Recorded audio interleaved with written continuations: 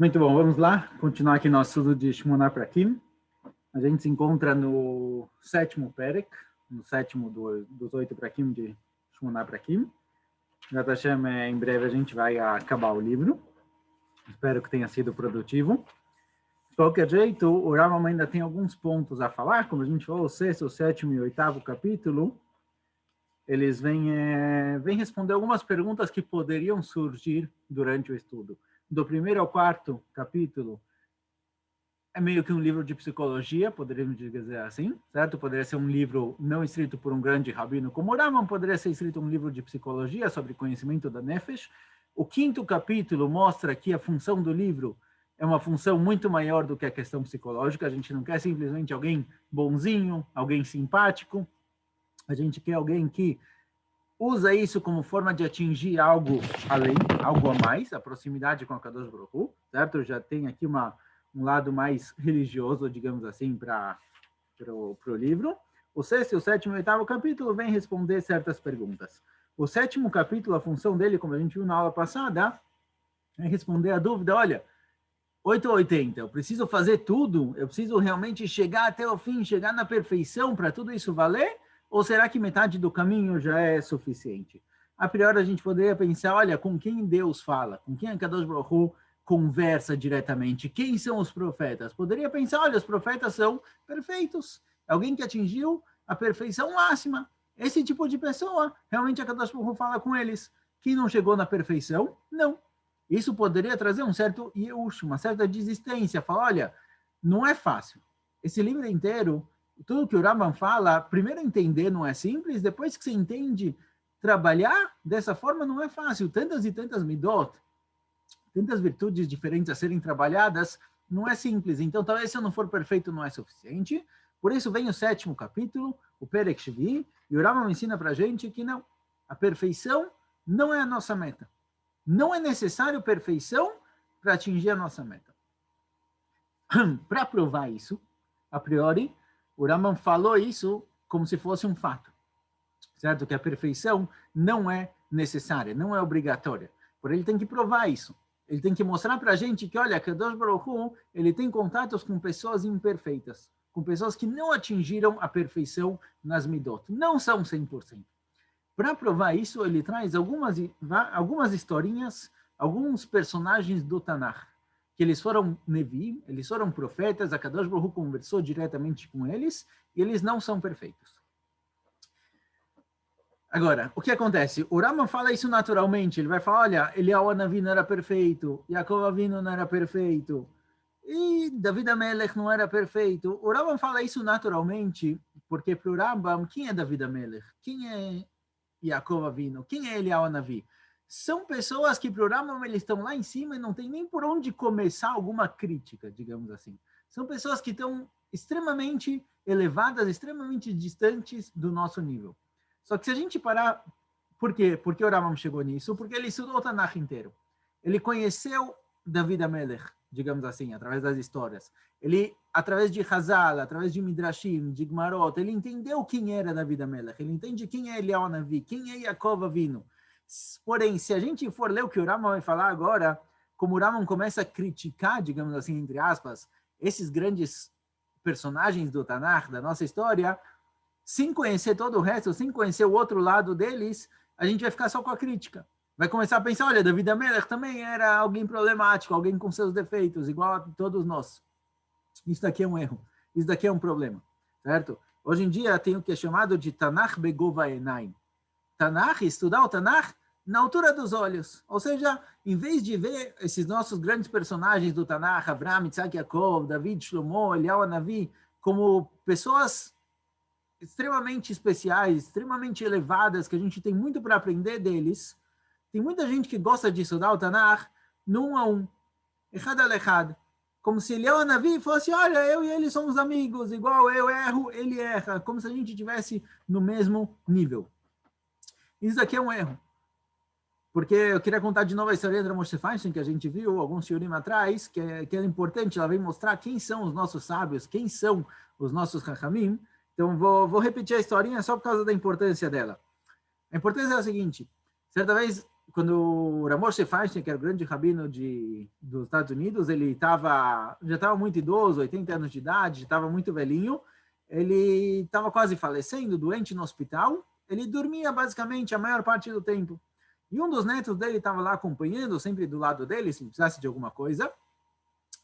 E certa vez o neto viu que o avô dele, Rav Moshe Feinstein, estava contando 1, 2, 3, 4, contando assim até 80.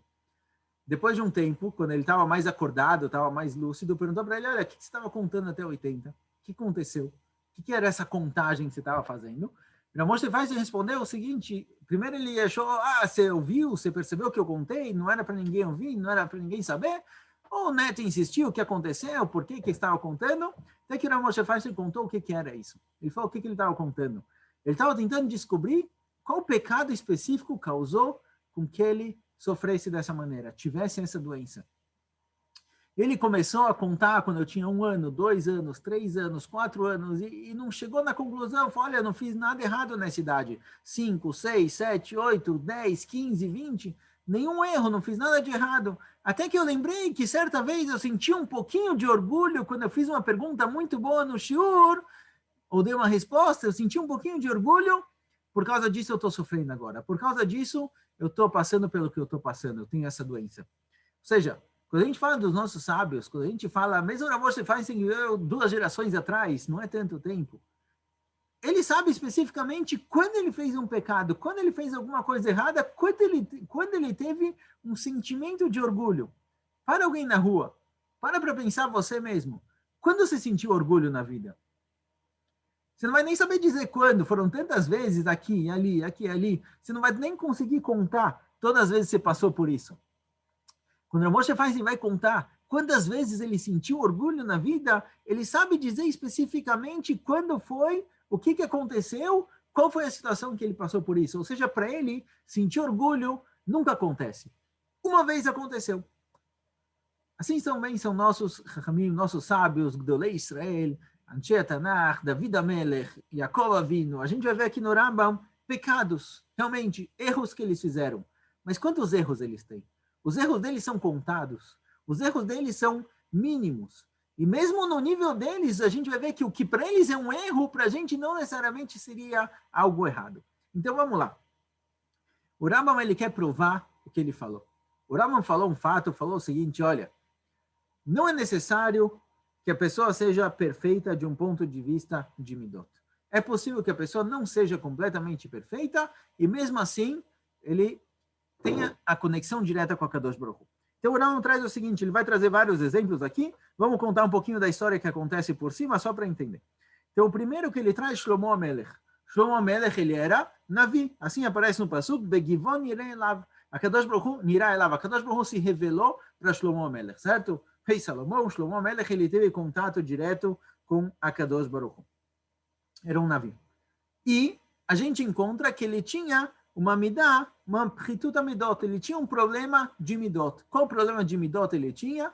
Erov atava, desejos demais. Shlomo HaMelech, ele era casado com 1000 esposas, ele tinha muitos e muitos cavalos, ele tinha muitas e muitas casas, e escravos, e comida, muitos e muitos desejos. Então falaram, olha, a gente vê Shlomo HaMelech, grande sábio, maior sábio do povo judeu, era um profeta, vechulei, e mesmo assim ele tinha algum defeito.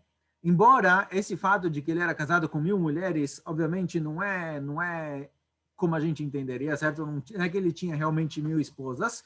A explicação dos psukim é que ele, antigamente o casamento, na realeza pelo menos, era uma embaixada, por exemplo, uma forma de conectar, uma forma de criar ligações com outros reinos, com outros reis. Então as esposas, na verdade, eram meio que embaixadoras, não eram exatamente esposas, mas de qualquer jeito a gente encontra nos psukim, a gente encontra nos midrashim, que Shlomo HaMelech, digamos assim, aparece na Gemara que tem que fazer uma seudá, que seudá de Shlomo HaMelech, tem que fazer uma seudá cheia de comida igual era na mesa de Shlomo HaMelech. Quer dizer, ele era muito focado em prazeres materiais. Obviamente não é que ele perdia o dia inteiro nisso, mas tinha aqui um exagero mínimo.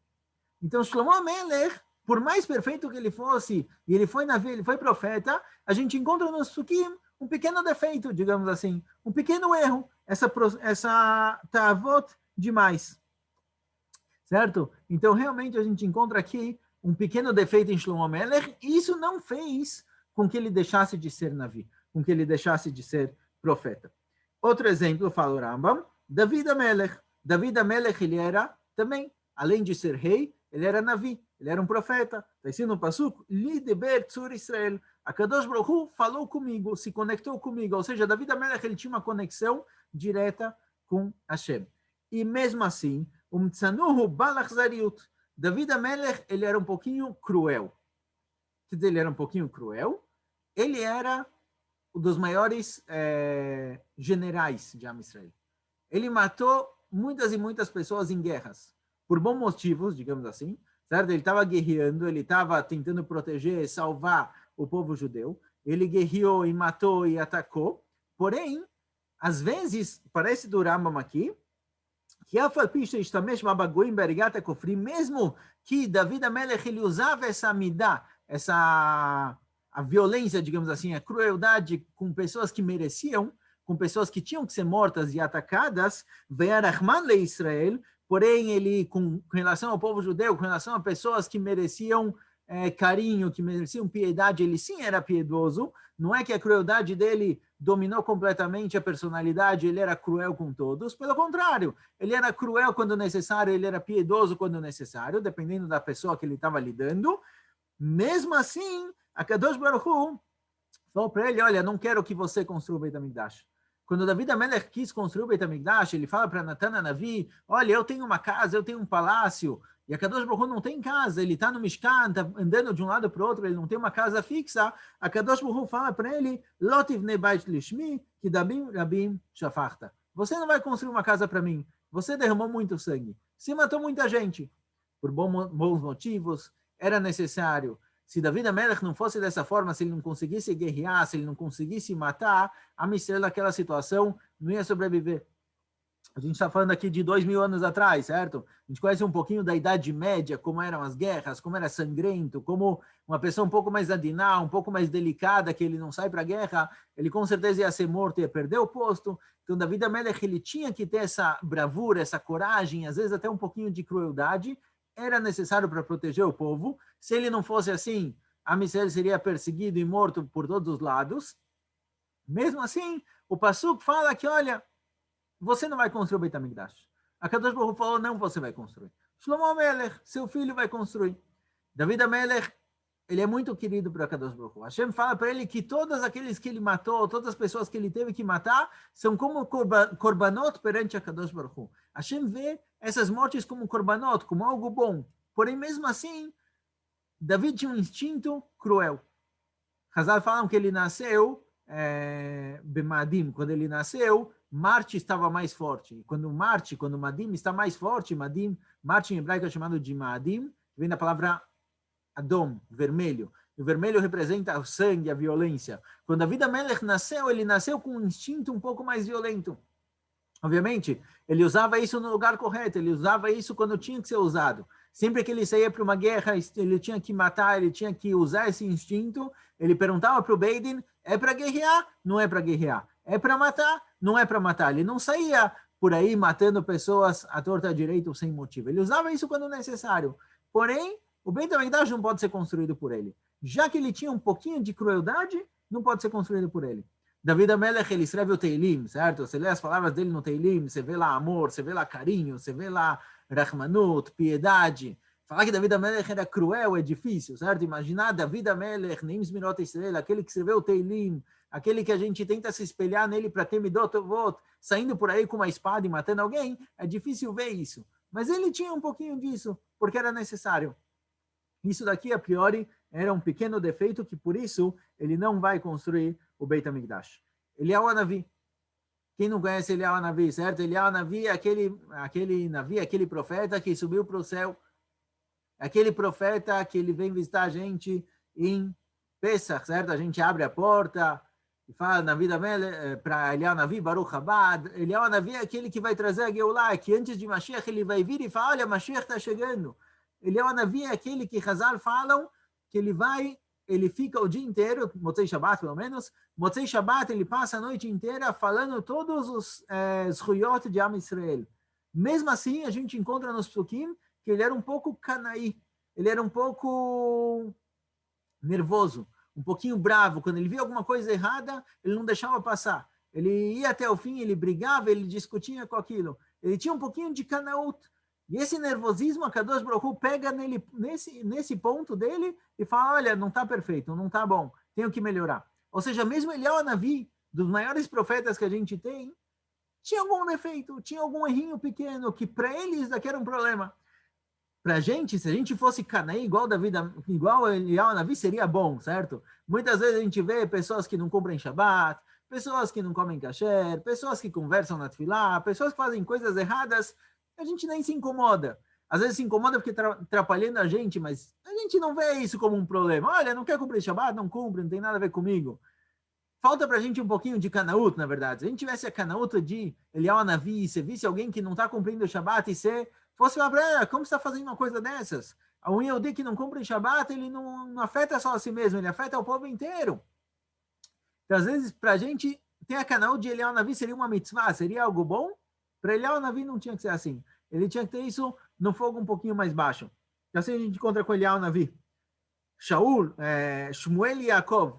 Shmuel Hanavi e Yaakov Avinu.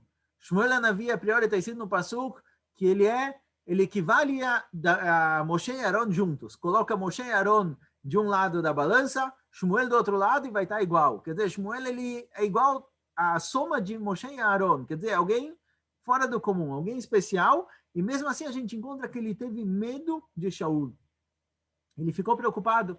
Ele ficou com medo que Shaul fosse matar ele. Quando Shmuel Hanavi foi escolher o novo rei, Shmuel perdeu o reinado dele, porque ele não cumpriu exatamente as ordens que Shmuel tinha falado para ele. E Shmuel tinha que escolher o novo rei, que ia ser futuramente David HaMelech. Quando ele foi escolher o novo rei, ele ficou preocupado. Ele rezou para Kadosh Baruch Hu, olha, e se quando eu estiver indo escolher o novo rei, Shaul ficar sabendo de me matar? Ele ficou com medo. Alguém no nível de Shmuel Hanavi não podia ter medo. Alguém próximo de Akadosh Baruch Hu, com tanta emuná, com tanta fé, o medo não cabe para ele. E Yaakov Avinu também. Yaakov Avinu, quando ele vai se encontrar com Esav, ele tem medo. Ele fica preocupado. Embora Hazal falem que, olha, a preocupação dele era que talvez ele fez algum pecado que fez com que a promessa de Akadosh Baruch Hu de proteger ele se perdeu, mesmo assim ele ficou com medo, ele ficou preocupado. Fala o Rambam, Shmuel Hanavi, que tinha uma pequena preocupação, um pouquinho de medo, Yaakov Avinu, que tinha um pouquinho de medo, para eles isso daqui é uma falta de fé. A gente sente medo de qualquer coisa no dia a dia, certo? Qualquer coisa que preocupa, qualquer coisa que não está do jeito que a gente está, do jeito que a gente gostaria, já fica preocupado, já fica com medo. Esse medo é um pouco de falta de fé. Se você confia em Kadosh Baruch Hu, por que você tem medo?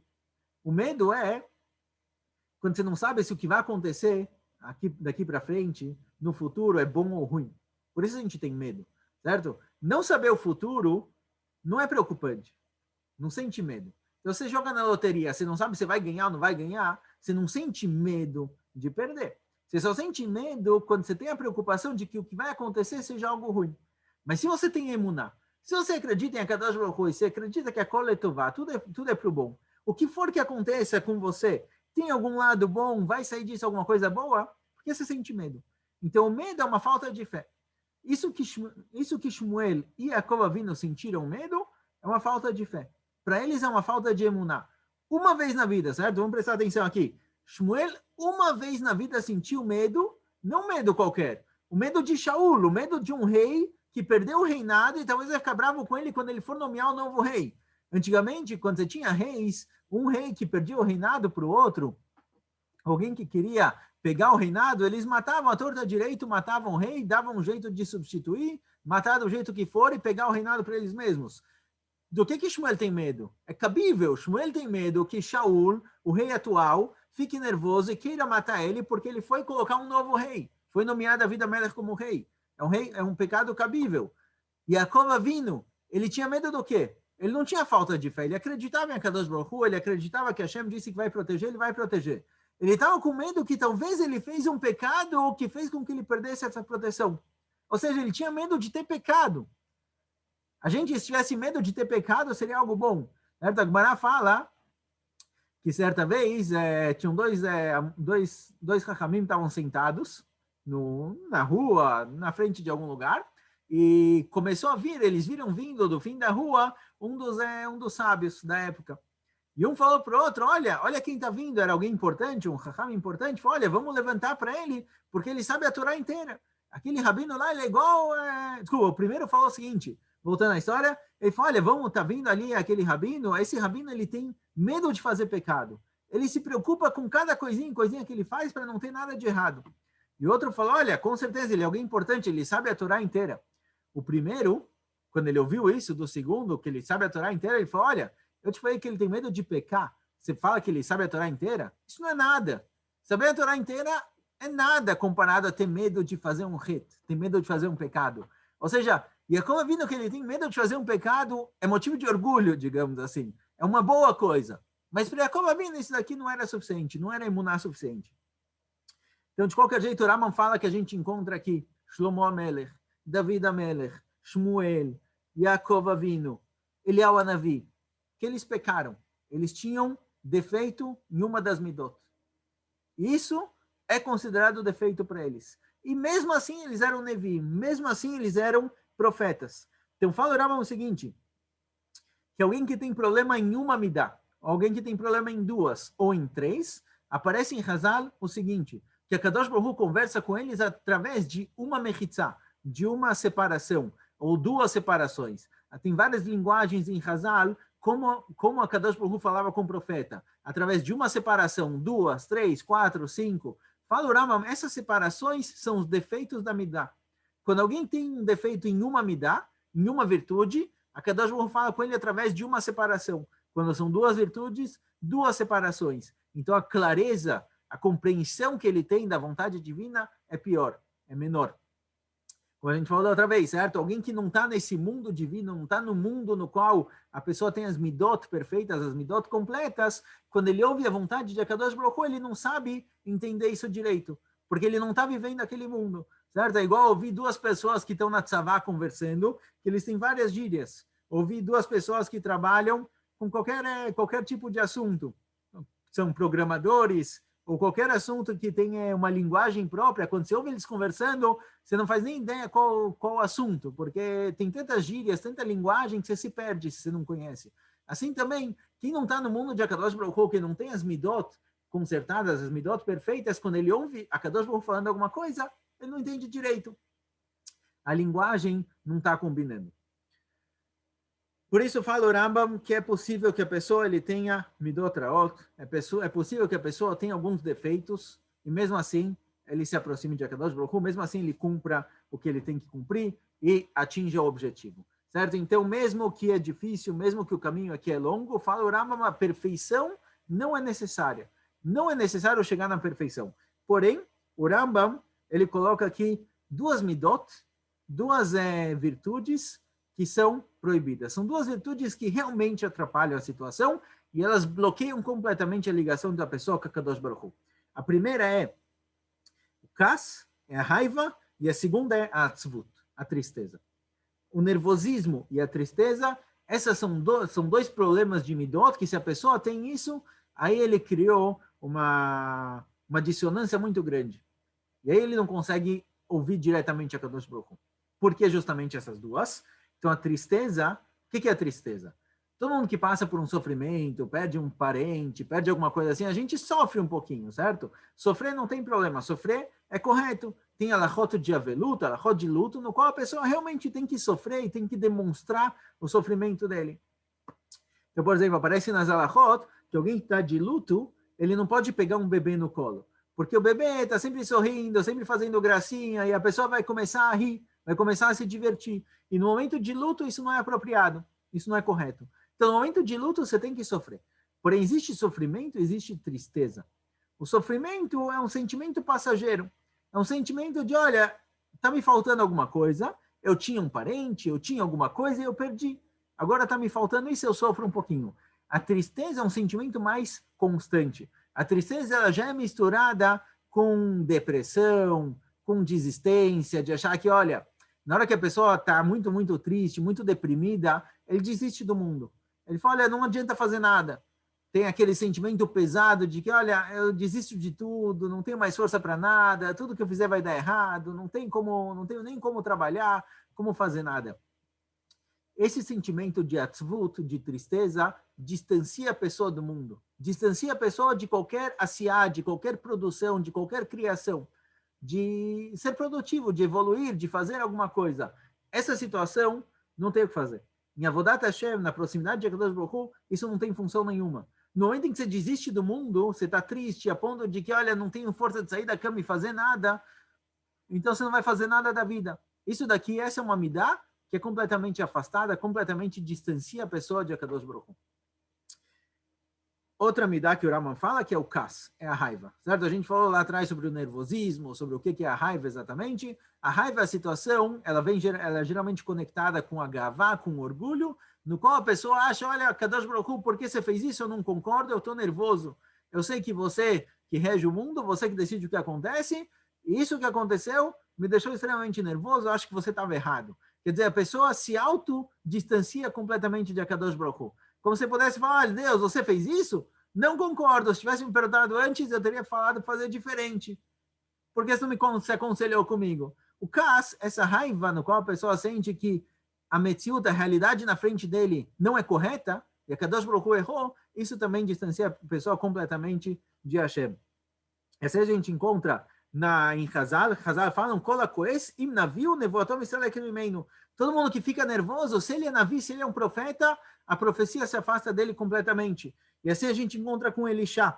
Certa vez Elisha encontrou um dos reis, e ele ficou nervoso com aquele rei, porque era um dos reis de Rechaim, e na hora que ele precisava de uma profecia, ele precisava receber uma ashra'ah, precisava receber ouvir a voz de Akadosh Baruch Hu, ele fala, ele fala, olha, traga um menagen, traga alguém que toca música, alguém que canta, e a música vai tirar a raiva de mim, vai me deixar um pouco mais alegre, um pouco mais à vontade, e aí eu vou poder voltar a ter profecia. Então a raiva e a atzvut, esses dois não têm lugar. Esses dois não têm lugar no mundo de Akadosh Baruch Hu. Esses dois são problemáticos. Embora apareça na Gemara que Akadosh Baruch Hu coes, na Gemara está escrito, tem aqui uma discussão, na verdade, entre o Ramchal e o Rav Kook e Nayah, se o kas, se a raiva é permitida ou é proibida. Todas as midot, a gente viu crueldade e piedade, gavá, orgulho e humildade, todas elas têm uma função, tem que achar um equilíbrio entre elas. A pergunta é com kas, com relação à raiva. O Ramchal fala que a raiva bichlal não tem que estar no coração. Porque a gente encontra na Gemara que a Kadosh Baruch Hu coes. Existe um momento do dia no qual a Kadosh Baruch Hu fica bravo, fica nervoso. Então, se ele fica nervoso em algum momento do dia, significa que esse sentimento de raiva ele tem alguma função. Porém, o tempo que aparece na Gemara que a Kadosh Baruch Hu fica nervoso, é o tempo de falar a palavra rega. Quer dizer, menos que um segundo. Esse é o tempo de raiva de Kadosh Baruch Hu por dia. Quer dizer, proporcionalmente, a raiva da pessoa tem que ser algo mínimo. Se não me engano, é 1 sobre 58.888. Aparece na Gemara outro valor também. Quer dizer, é um tempo mínimo que tem que existir de raiva. Não é difícil controlar isso. Alguém que sente raiva, com certeza, só o fato de ele ter sentido e ter percebido isso, ele já extrapolou, já passou da quantidade necessária. Então, a raiva e a atzvut, a raiva e o sofrimento não fazem parte... Sofrimento não, desculpa, a tristeza, que é mais conectada com a depressão e a desistência, isso não faz parte de Avodat Hashem. O Rambam completa aqui, de qualquer jeito, não é muito o assunto do Perek, mas o Rambam traz aqui um pouquinho sobre Moshe Rabbeinu, com isso a gente completa, que Moshe Rabbeinu ele foi dos que atingiu o maior nível possível, certo? Moshe Rabbeinu foi aquele que foi o maior profeta de todos os tempos, de toda a história do povo judeu, e não vai ter nenhum profeta igual ele. Porque ele se aproximou, ele consertou as midot dele da forma mais perfeita possível. E ele só não conseguiu atingir o nível máximo porque ele era um ser humano, porque ele era ligado ao corpo e o corpo limitou ele. Então, quando ele pede para Kadosh Baruch Hu, olha, me revele quem é você, deixa eu ver você, a essência divina, ele queria encontrar diretamente a Kadosh Baruch Hu, Hashem falou, olha, Lo irani adam vachai. O ser humano, se ele está vivo, se ele está conectado com o corpo, ele não tem como me ver, porque o corpo é uma mechitzá. O corpo é algo que limita a neshama, é algo que limita a alma. Então, Moshe Rabbeinu, enquanto você está vivo, você não tem como me ver, você não tem como me encontrar diretamente. Então, Moshe Rabbeinu, ele chegou no maior nível de profecia. Embora em alguns lugares, assim o Rambam explica aqui, aparece que tiveram chachamim, tiveram sábios que eles deveriam ter profecias igual Moshe Rabbeinu, não está falando no mesmo nível de Moshe Rabbeinu. Obviamente, no nível de Moshe, ninguém chegou. Mesmo assim, eles tinham midot boas a ponto de serem merecedores da nevoada, da profecia, mas por algum motivo isso não aconteceu. Então, Moshe Rabbeinu, ele é o Tachlit, ele é o ideal, a maior profecia possível, mas a gente encontra de qualquer jeito, com isso o Rambam completa o nosso Perek, que tiveram vários e vários Chachamim, vários e vários Nevim, profetas, que tiveram essa conexão com a Kadosh Baruch Hu e não eram perfeitos.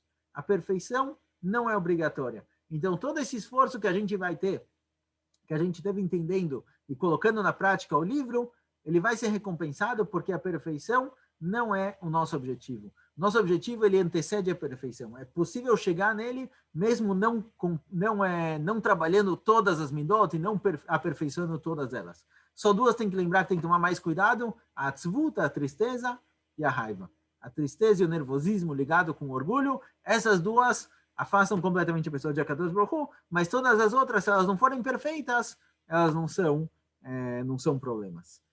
Então, com isso a gente acaba o 7º Perek. Bezat Hashem, semana que vem, a gente continua para o 8º Perek. O Rambam vai falar sobre Bechirah Chofshit, sobre livre-arbítrio, que também é uma das grandes perguntas, se realmente eu tenho como mudar, se eu posso mudar a minha natureza, se eu posso melhorar ou não. Talvez eu nasci assim, o mundo é determinista, já foi definido exatamente como você vai ser, e se não tem controle. Bezat Hashem, semana que vem a gente continua o 8º Perek. Tchau, tchau.